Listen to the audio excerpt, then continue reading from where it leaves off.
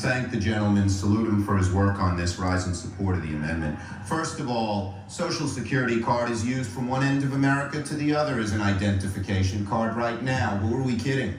If you want to pass a law and says it shouldn't be, I would ask the chairman and the distinguished minority member of the Social Security the committee to pass that law, but let's admit the truth. Everywhere people go, they're asked for a Social Security card. In fact, one way to prove you're a bona fide person who can have a job is to ask for a driver's license and a Social Security card. This is an anti-fraud amendment.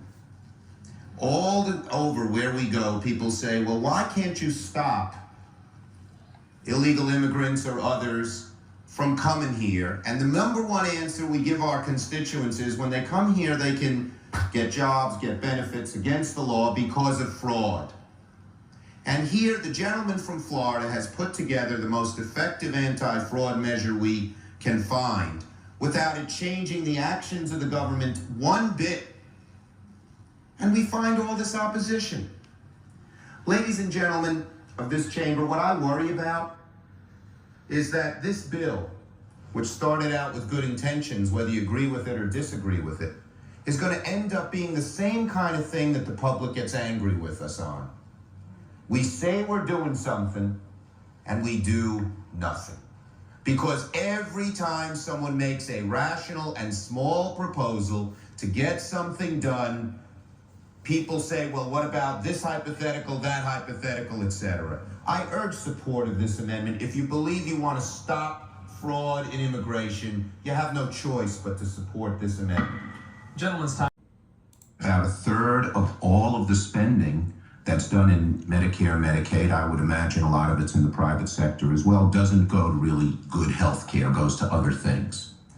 And the real nub of this is how do we wring that waste out, that fraud, abuse, duplication, without interfering with the good care that we want every person on Medicare, Medicaid, and private insurance to get. The average citizen knows this happens. How many times when you look at your medical bill, you've undergone a minor procedure, and you see Dr. Smith, $4,000, and you sort of vaguely remember he just waved and poked his head in the door? If we're going to eliminate the waste, fraud, and abuse in Medicare, it does mean we're going to cut some of that out.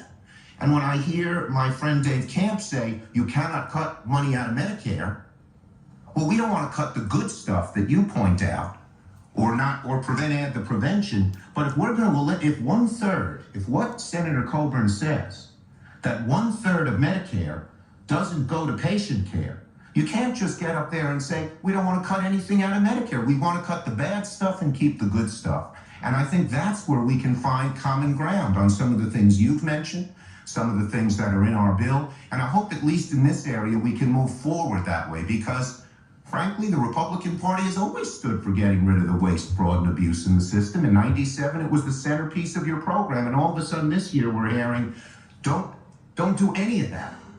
That's something that I think we can come together on. I thank you.